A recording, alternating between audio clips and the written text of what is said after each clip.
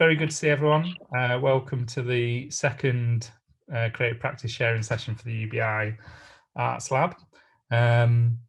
The plan today is to sort of like for an hour and a half together just to share some practices or things that we're involved in that may help broaden and deepen the discussion about universal basic income. And we've got Alison, Kid, Noemi, is it Gunea? Okay, Gunea. Don't worry about it. Okay, and Janie Nicole as well, who's going to be talking with Ailey. What's Ailey's second name, Janie? It's Rutherford. Ailey Rutherford about the In-Kind project. So we'll I'll pass on to them shortly, and we'll it's more of a sharing session to kind of just start to kind of get an idea about projects that may help sort of bring some different people in discussions about universal basic income. But before we kind of start with that, it might be nice to do a very quick round of introductions, just so we know who each other are and where we are, and kind of maybe a word on why we've come along might be interesting as well. But let's keep it sort of snappy, just because there might be some discussion later on. So yeah, I'm Andy Abbott, and I'm an artist, and I live in Halifax.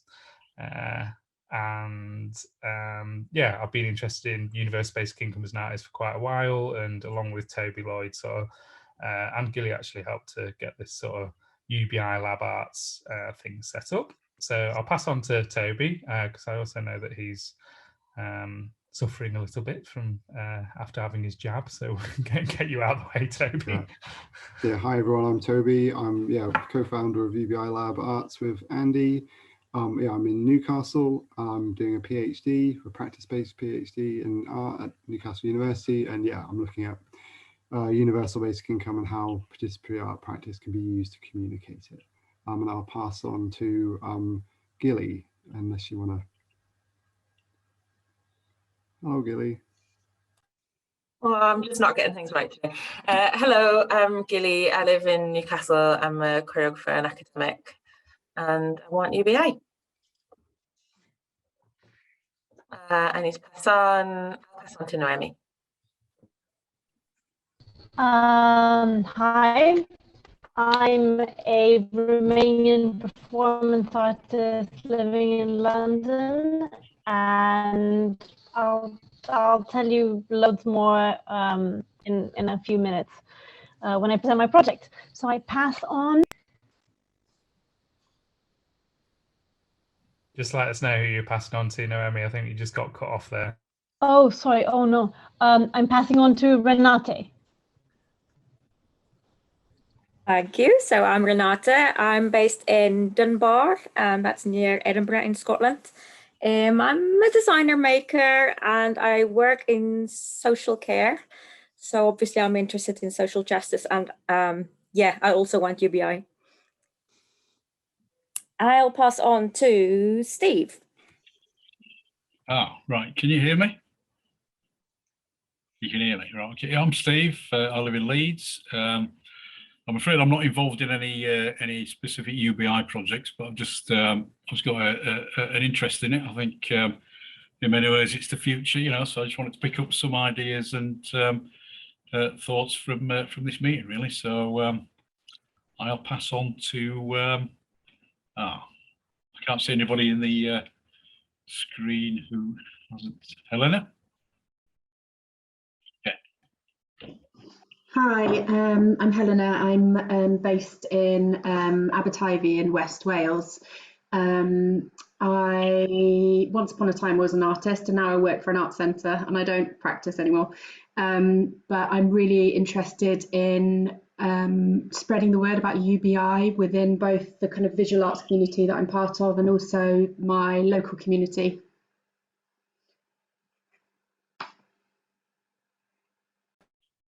Cool. And do you want to just pass on to someone, Helena, just to sort of choose the next speaker? Alison. Hi, I'm Alison. I'm an experimental psychologist who works with artists, and I'll be telling you more about that later. And I'll pass on to Amelia? Hi everyone. So I'm Amelia. I'm an artist.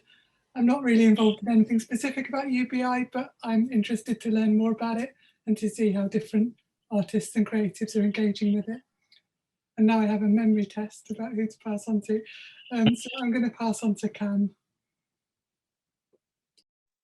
Hi, I'm Cam. I try to be a practicing artist, but my day job is I'm the administrator of a hugely ridiculously funded project called Creative Informatics. Ailey will know about it. She's received some money from us,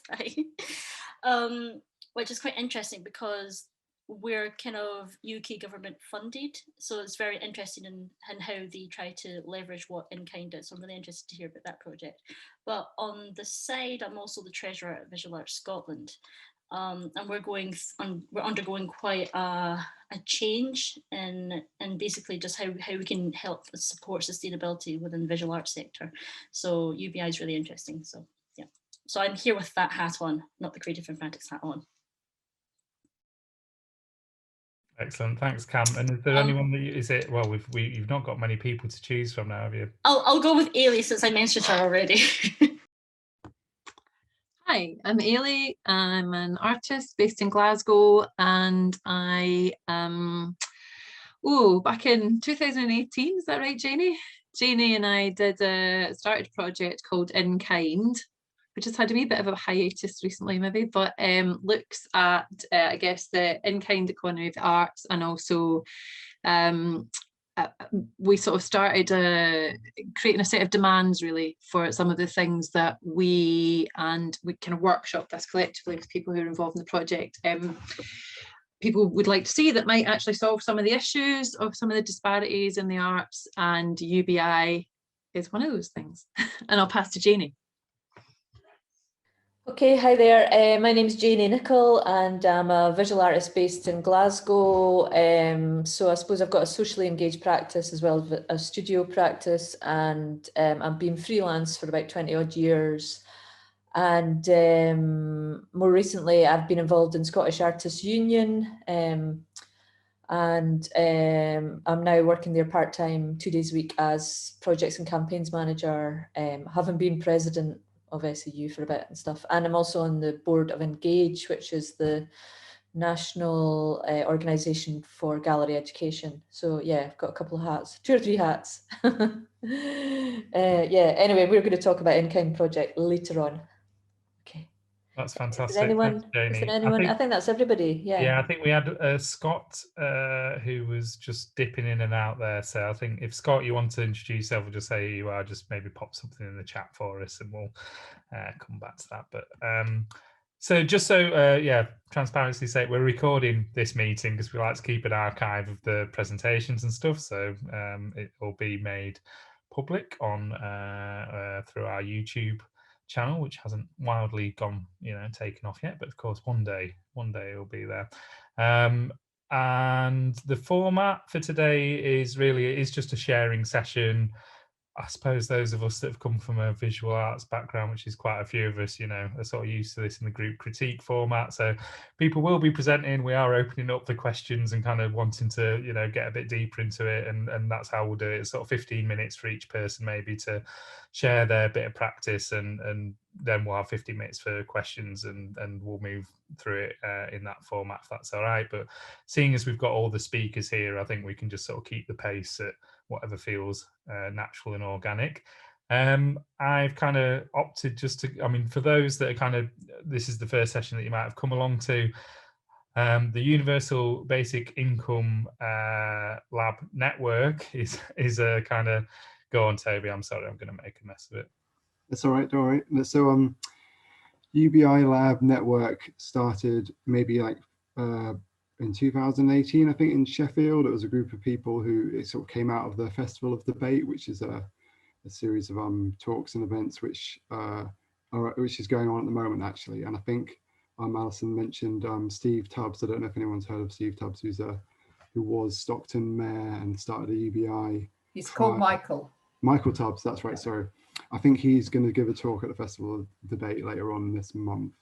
But anyway, yeah, this group came out of that, and they started it was a group of just activists and academics, people who are interested in basic income, and they started by writing a proposal for a pilot to happen in Sheffield, and they managed to lobby the council to pass a motion saying that the council would support a basic income trial, and when the Labour Party announced that they were going to, if they won the general election in 2019, that they would trial basic income, the UBI Lab in Sheffield were able to get them to commit to say, all right, yeah, we'll do it in Sheffield because it's kind of happened here.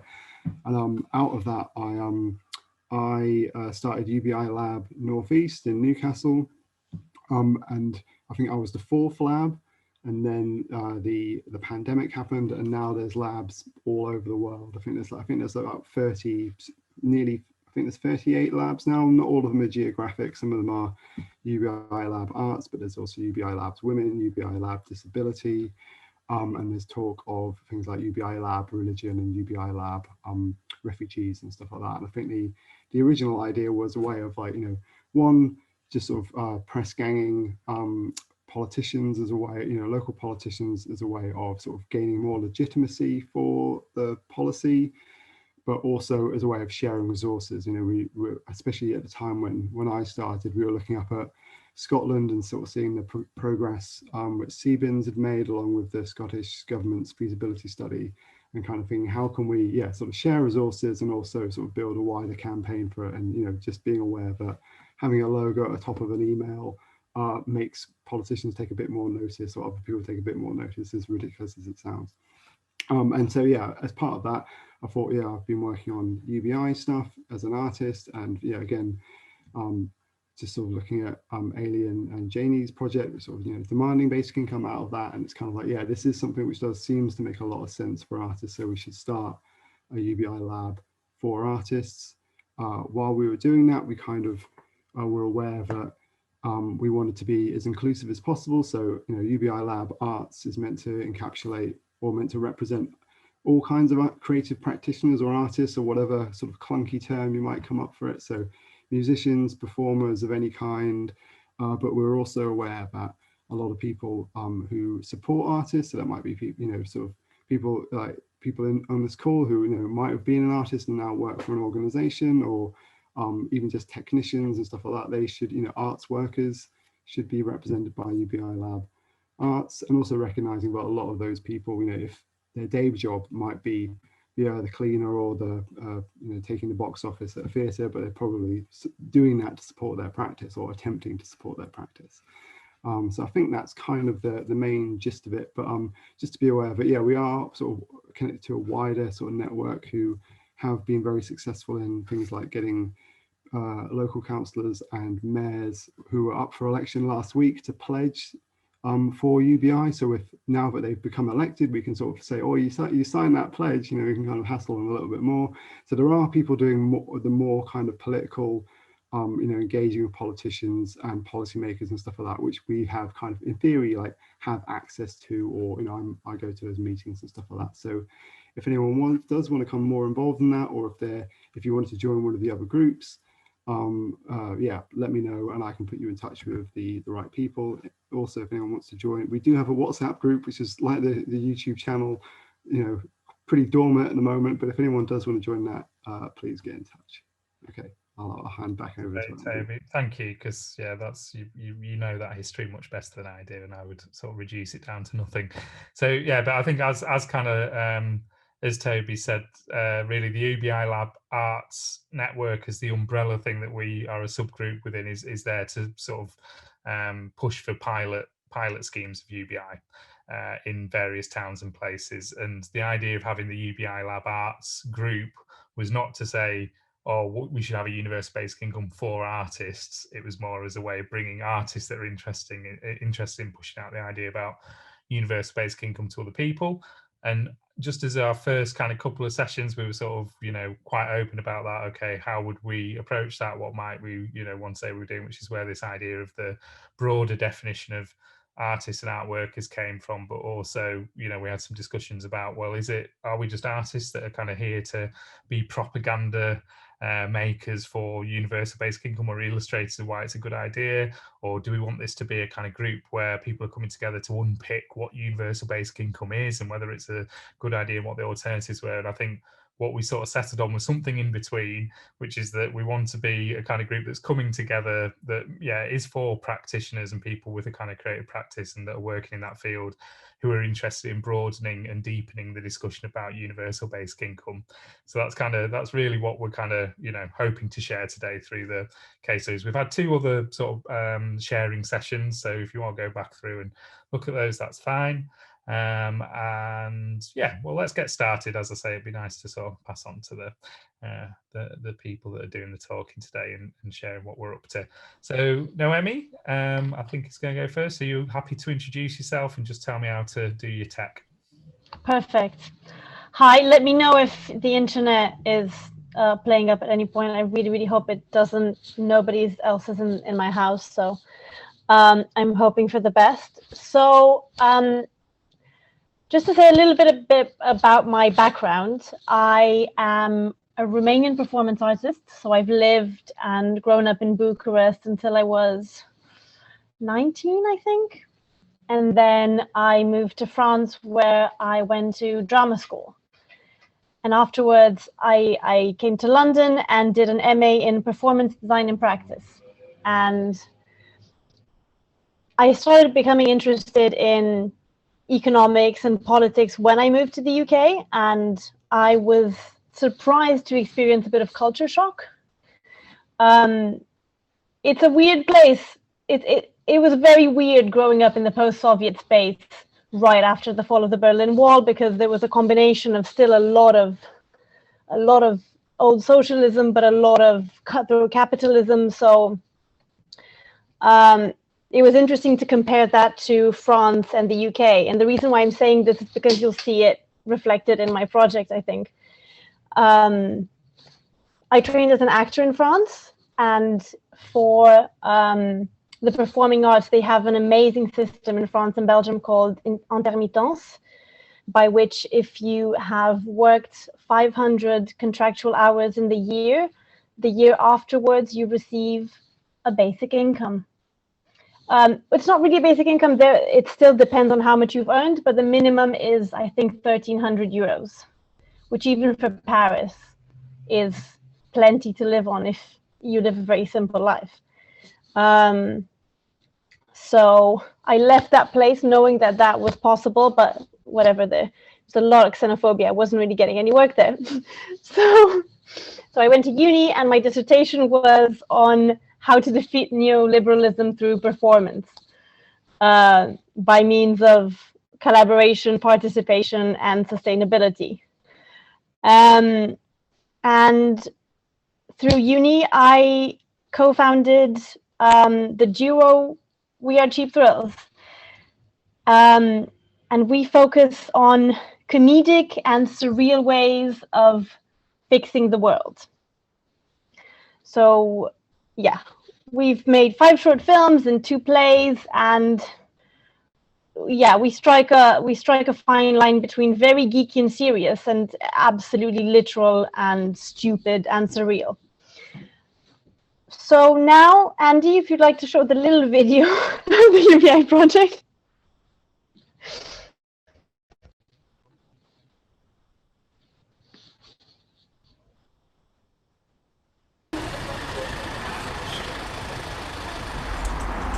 Hello, I'm Grace. And I'm Noemi.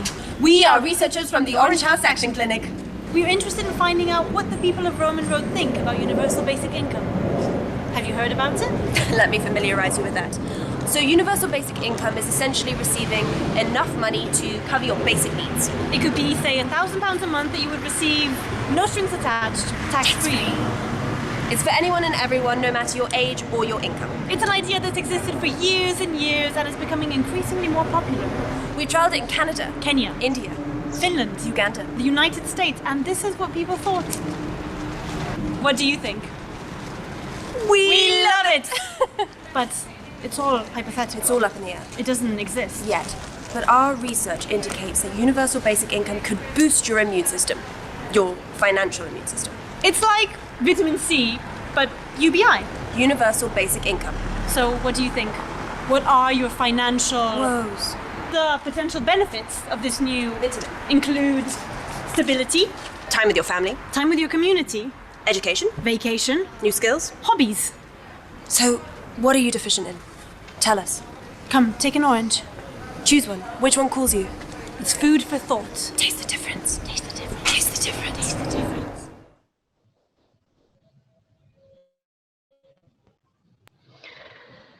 Excellent. Is that everything, Noemi? That's everything. Yeah, that was our little trailer. So yeah, in 2019, as part of this project that I don't actually remember, it was supported by St. Martin's, actually, a curation project. We got offered an abandoned shopfront on Roman Road and asked to reimagine it as a shop, and we reimagined it as a kind of, as you see, a marketplace for basic income.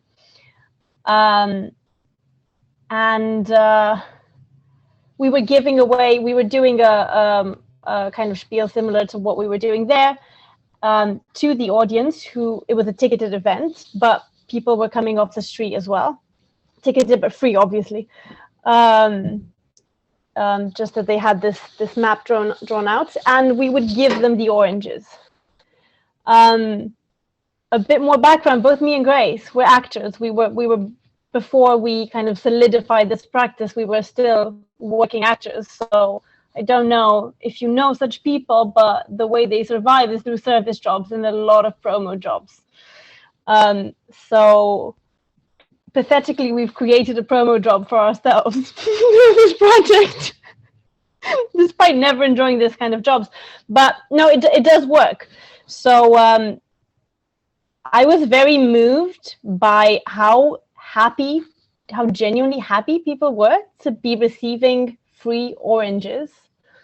And on Roman Road, we had the most incredible range of people. We spoke to a nun about what you were saying, Toby, about UBI religion. This nun was a bit, she was like, what is this? I have basically a basic income. I live in a monastery. We spoke to quite a few homeless people who were very enthusiastic about it. We spoke to academics living around there, to a lot of young people who'd never heard about it. And I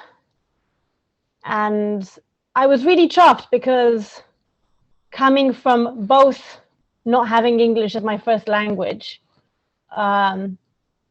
my accent is deceptively trained, but I struggle in academic circles to understand some things.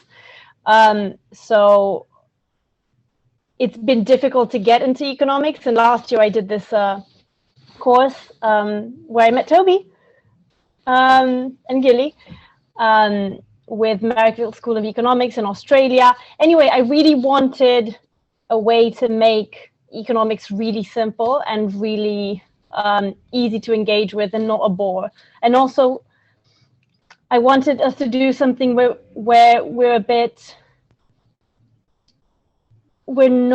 it doesn't feel like propaganda, because you take it a bit with a pinch of salt. You can make a bit fun of us, and we were saying in the text a few times that we're not sure, maybe you have a better idea.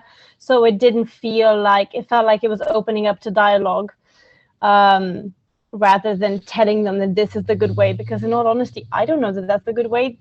This is what I think. It sounds great, but I'd be very up for joining a different bandwagon if a better idea comes around.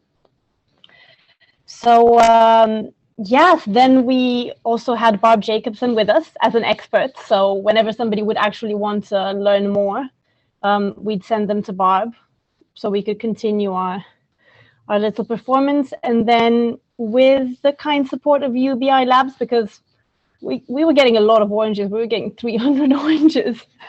It was a lot of footfall. We redid it last year at the South Bank Centre, outside of it, and on Ridley Road. So it was really interesting to see differences in engagement. Ridley Road was a bit of a mess because there were so many other people. There was a band playing. There was the renters union.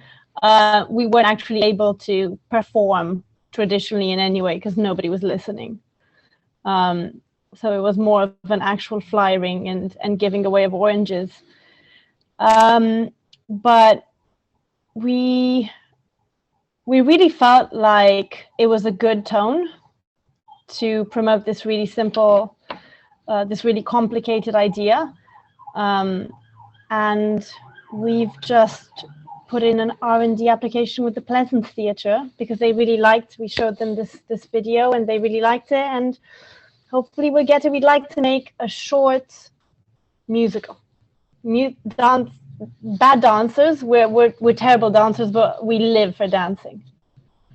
And dance and song. So this is our future plan for July. Hopefully it happens. I think that's about it. That's great. That's such a good presentation as well, and like great to see the sort of video and then sort of hear a bit of the backstory and what's brought you to it as well. So I mean, I'm also taking some notes, so it's it's useful for us as well as having the kind of the video documentation to get some notes down. So just to kind of recap on it, so really you're sort of like you came at it from having this experience in France where people are paid a sort of, well, essentially get a basic income once they kind of reach a certain level of professionalism within their practice, like a sort of top up, isn't it? I think that's been talked about before. We might sort of come back to that in a bit. But this project in particular came from this abandoned shop front that you were offered, and you kind of decided to use it as a way of kind of communicating or getting people involved in the discussion about a complex idea through a sort of more with a pinch of salt, light-hearted way of kind of communicating it. And the chief thing was through this giving away of oranges, and then that was a way of kind of them sort of then engaging in the conversation. You had an expert there to to field any of the more sort of technical questions, but in general it was kind of like a way of bringing people in, which is great. And you've covered a lot of other sort of really interesting stuff there as well, especially about just this idea of kind of the different types of people that you might meet through that intervention that might not normally engage in that conversation. So I mean, really fantastic presentation. Thanks for bringing it up. I'd be really happy to sort of pass it on to any comments or questions from the rest of the group.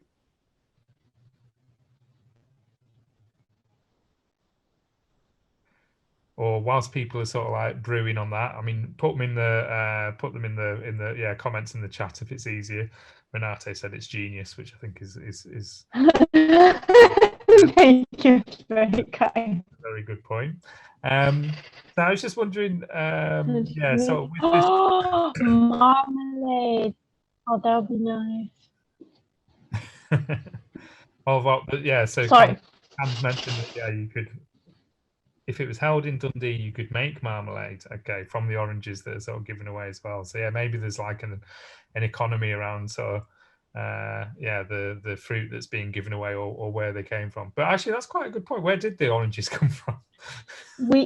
From local salesmen. So when we were on Roman Road, we just negotiated. We basically spent our whole production budget on oranges.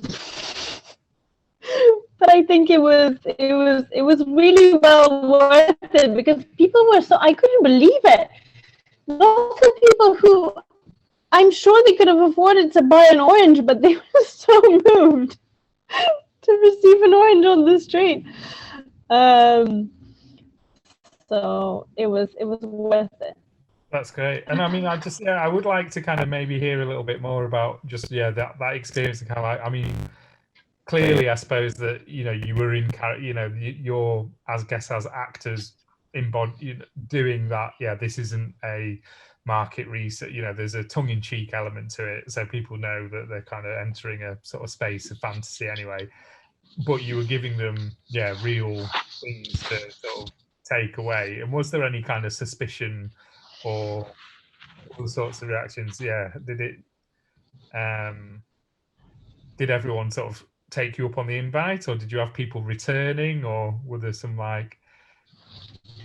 Yeah, well, so first of all, I work a lot with a company, a South London company that does site-specific and kind of promenade theatre. And we had a project for 3 years called the Lewisham Ushers, where the council had employed a theatre company to go out and talk to people and figure out what their problems are with their areas. So kind of socially engaged practice, but through that, we'd workshopped and we tried initially, we went out in our own clothes and nobody would talk to us. Everybody would be freaked out. And then we added more and more costume and more silliness. And the more we clowned ourselves up, the easier it was for people to talk to us. And then we'd be able to get that data, to get what streets are problematic, what streets are dangerous, where do people feel unsafe, what would they like, things that maybe they wouldn't trust people working for the council. So drawing on that, I think 2 young women acting really silly and kooky in an almost childish way, I don't think we intimidated lots of people. Sure. So it's almost like a sort of disarming kind of tactic to get people involved in a conversation about economics. And did you, I mean, was it part of a project to capture any of those conversations, or was it more just about sort of putting it out there as a? It wasn't. I mean, initially, when we first started, we didn't realize that we were interested in prolonging its life too much. We did have a conspiracy theorist who had a half-an-hour conversation with us about how we're being filmed, and I mean, we were in all effect being filmed by our friend who was doing this little. But we obviously we had all sorts of responses, and lots of people weren't into it. And I think a lot of what really surprises me in general in this country, that is very different from Romania, is that a lot of working class people, or in general people who are not well off, really despise being given help. And Roman Road is very gentrified, but still it's quite a poor area. So I was surprised at the amount of people who said, why would what would happen then? Either I wouldn't work or nobody would work anymore. I feel like the concern is always comes from people who are so used to having things taken away from them. Wow, I mean, that's a really interesting, sort of way to pick up, or to, to get into that sort of emotional state with people and pick up on that sort of, like the more negative feelings that people might have around it, or the kind of paranoia that people might have around it as well, through something that seems so cheery. Is like, I mean, again, that's interesting as a tactic and a method for opening up that space, because it's really important, isn't it, to sort of allow people to vent those sort of concerns. And I think Alison will probably talk a little more about that in her project as well. So I think that's interesting, because I would have, in my mind, seeing how it was set up, you set that tone, and I'd imagine that people sort of just adapt to that. But actually you're saying that in a lot of cases it revealed this kind of suspicion that people might have around, which I think we've talked about before, but the kind of the shirker kind of identity that's kind of been put on the working class in particular, or kind of people, that new arrivals as well. So I think that's a really interesting point to bring up. Thanks for sort of sharing that bit with it. But in terms of the conversations weren't documented as part of the process, they just kind of went out there, and you sort of remember some of that. And did you want to just sort of like, so this musical, which sounds absolutely, everyone's well into that. I want to see Basic Income, the musical.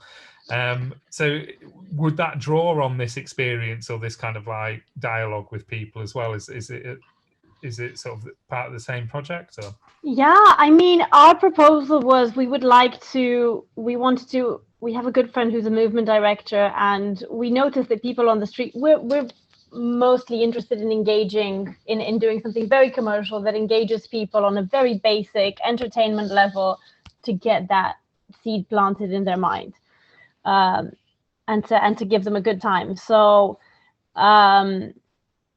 Grace, my collaborator, makes electropop music, so that's done, and we have a movement director. So we wanted to make really simple choreos and songs, and basically just have a public play about with people. We really like South Park. We like political comedy and things like this, and yeah, again, I don't see it as very, very preachy because we're not 100% sure, but I think the main soul of universal basic income, which is everyone should have a safety net regardless of means testing or anything else, would still be applicable to any other idea that would outdo basic income.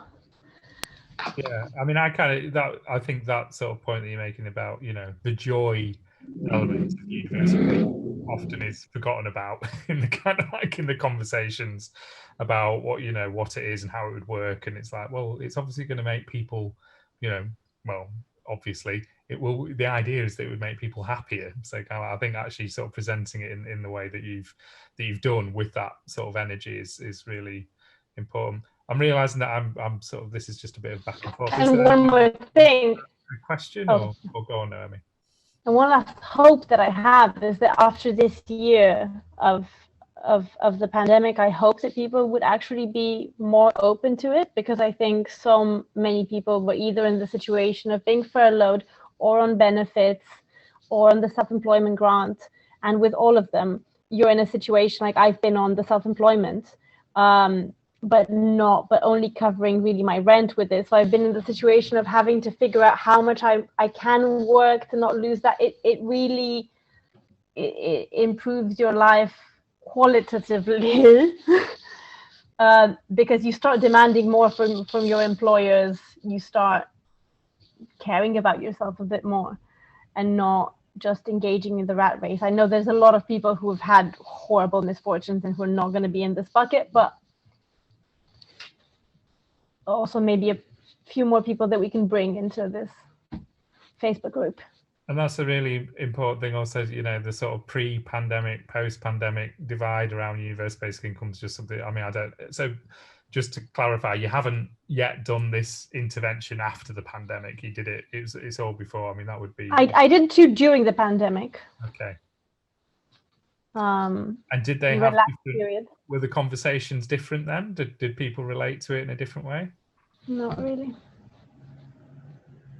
But I think maybe it takes a bit of time to, for people to sink in, or again, it's it's a language thing as well, isn't it? In terms of, whether people are seeing their furlough as basic income or not. It was last summer in June, so I wonder if the duration of it all will change something. Cool. So just keeping an eye on the clock and thinking about, getting through 3 presentations, we should probably think about sort of moving around. But I did, I'm quite keen for other people to chip in. It doesn't have to be a question so much. It could just be a sort of comment or anything that's making you think about. Maybe we'll get something in there. Helena, do you want to come in? Yeah, go on, Ellen. Yeah, I just wanted to pick up on the point about people's resistance to the idea. I think, in this country, the idea of being on benefits is so stigmatized, and also like this idea of money for nothing is just such a brain shit. And it's the problem I'm having when I'm speaking to people. They just can't get their heads around it. And so I think for the group, I would just be really interested in people's ideas about how just some really helpful ways to kind of get around that. Excellent. Well, go on, Alison, because I was going to say that almost seems just like a perfect segue. In reply to that, so I read some years ago about people getting wealthier while they slept. And that's true. The wealthiest people get wealthier while they sleep. They're not working for it. They actually get wealthier while they sleep, because once you've got wealth, it creates more wealth while you're sleeping. And I've found in conversations that I've had that actually stops politicians in particular when they say, well, that would be getting money for nothing, you say, so what about people who get money when they're just sleeping? Oh, that doesn't sound very good. Okay, that's anyone who has capital gets wealthier. Well, used to at the moment. The rates are not long, and I found that just stops people in their tracks. Great. And I think, you'll probably, explain a few more tactics around the kind of getting that conversation going as well. Amelia, I think did you have a comment or a question to make? Yeah, I was just going to say, not to fixate on the oranges again, but what struck me as a really nice touch in the trailer was how the oranges were labelled with community, spare time. So it's shifting the debate away from being about free money to what else you're given, or what you're given really. So I thought that was a really nice touch with that project. Thank you. It was nice. It was nice to also see people have that moment where they were really thinking. They would look us in the eye, and it was all with a lot of gravitas, and be like, I have enough of this, but I could really use a vacation or something.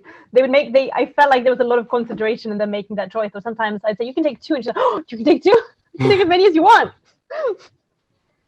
Right. And Toby, did you have a just to say, just picking up on Amelia's point, that's what I thought was really good about the project. One, that sort of the fact that it was just stopping people on the street, so knowing that people only have maybe a couple of seconds really, so it's like a really quick way of shifting the debate onto like, what would you do if you had this money, instead of it, because it's always other people. And I always find if you say, what would you do if you had a basic income, like, oh well, I'd spend it wisely, but it's all those other people. So all the projects I've done, it's always trying to say, what would you do with it, and things like asking them what gets you out of bed in the morning, and very rarely anyone says work. It's always their family or their children or their pets or things like that. So it is that kind of like, if a basic income enables you to do more charity work, or look after your kids, or spend more time with your mum and things like that, I think that's the way to move it away from that kind of like it's all scroungers in this kind of negative solidarity sort of thing which we have. It's like, if they're doing all right, then that's terrible. If I'm doing bad, I want everyone to do bad. I'll leave it at that. That's great. And I'm just there's two hands up. I think Janie might have just pitted Cam to the post there. All right. I was just going to say that when I ever get asked those sort of questions about UBI, I say, well, we already have a UBI, which is like the old age pension. So non-means tested. And I mean, I know the counter argument is, oh, you have to earn that. But basically, an old age pension is handed out to lots of people who haven't really worked, like the wives of businessmen and stuff like that. And, you don't say to OEPs, oh, you're just a bunch of loafers who are just going to sit and drink that, or do you know what I mean? You think of people who have retired generally fill their time, you're constantly hearing people who have retired going on about how busy they are or how productive they are, or you get a lot of artists who actually wait till they're retired to actually do their art practice, which is what we find at SAU. We've got quite a high number of artists who are of a retirement age or take early retirement so they can do their work. So there's that kind of argument as well, that actually people generally want to do something with their time. So anyway, that's always the argument the road I go down. So I'd add that in. Thank you. And again, I think, I don't know if that will come a bit through the in-kind project, but maybe we can pick up on some general themes at the end as well. Cam, did you want to sort of chip in on that last point? Yeah, I'll be really quick. I love the fact that the oranges focus on non-monetary values, because I think people forget that support comes in lots of different ways, and it's not just about actual financial gain. There's mental health affects how much does that actually cost the economy when people are actually physically sick, mentally sick, so they don't think about the fact that some of these things would outweigh the other things. But I always hate that phrase, that money for nothing, because it's not money for nothing, because the money that you receive goes straight back into the economy. It pays for those coffees at the local shop. It pays for the groceries. You can, instead of having to make a choice, you can maybe go to that greengrocers instead of having to go for the Tesco value range or something, that's imported something. So I think people forget the money goes back into the system. So it's like you're just, I kind of feel like it's almost like you're just giving money to get the money back. So that's my piece. That's a really important thing to bring up at this point as well. And again, you know, well, I guess when we're thinking about sort of tactics to kind of get beyond that initial sort of resistance to the idea of money for nothing, then all these things are really useful in talking.